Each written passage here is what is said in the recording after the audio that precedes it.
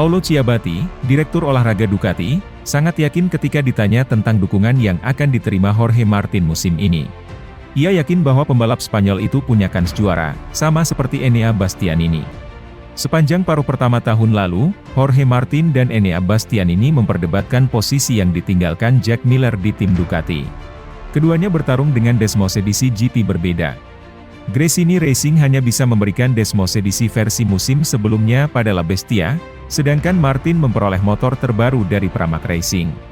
Awalnya banyak yang menilai, itu keuntungan untuk rider Spanyol.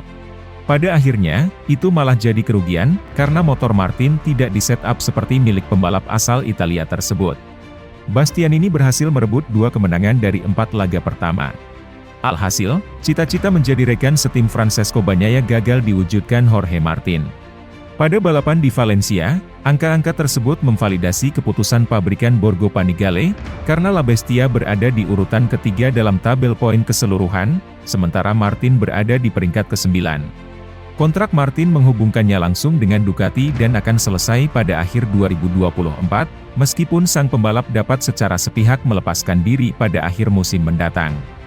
Agar hal ini tidak terjadi, para eksekutif pabrikan tersebut berencana untuk menciptakan situasi terbaik di sekitarnya, sehingga dia akan tercatat dalam sejarah sebagai juara dunia pertama yang dimahkotai dengan tim satelit, sejak Valentino Rossi, pada 2001. Pada kesempatan itu, Martin akan membalap dengan Desmosedici yang identik dengan milik Bagnaia dan Bastianini. Kantor Ducati memberi jaminan perlakuan, persis dengan 2 rider utama.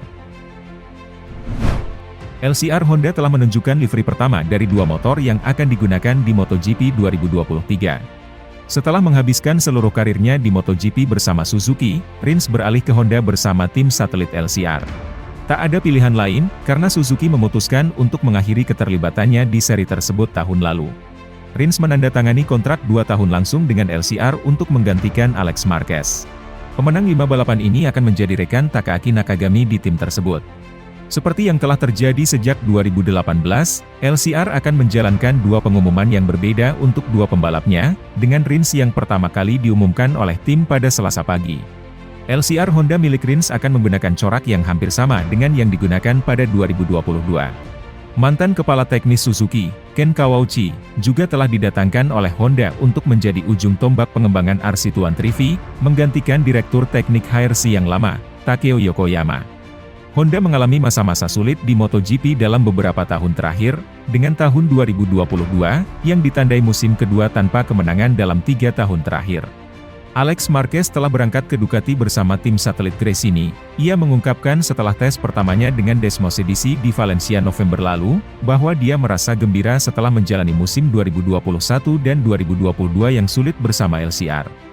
LCR memperkenalkan corak motor Takaaki Nakagami, dengan pembalap Jepang yang membalap di bawah dukungan Idemitsu.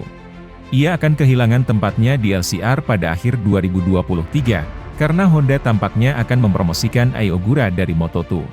Runner-up Moto2 2022 itu menolak untuk naik ke MotoGP tahun ini dan akan tetap berada di kelas menengah. Valentino Rossi berharap, timnya Muni VR46 Racing Team, mulai bisa bersaing memperebutkan kemenangan pada MotoGP 2023. Muni VR46 dengan 2 pembalapnya, Luca Marini dan Marco Bezzecchi, menorehkan hasil baik pada agenda tes pramusim MotoGP 2023. Dalam sesi yang berlangsung selama 3 hari di sirkuit Sepang Malaysia, pada awal Februari 2023 lalu, Marini keluar sebagai yang tercepat.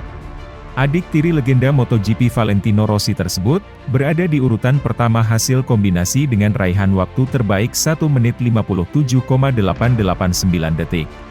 Sedangkan Bezzecchi sendiri mengakhiri sesi itu dengan bertengger di urutan ke-8, terpaut 0,4 detik dari Marini.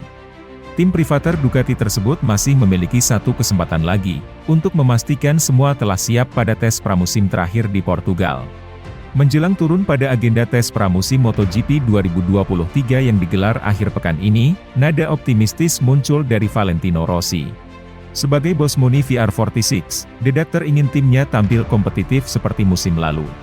Pada MotoGP 2022 yang notabene adalah musim debut Muni VR46, mereka mampu mengemas 1 podium melalui Bezzecchi.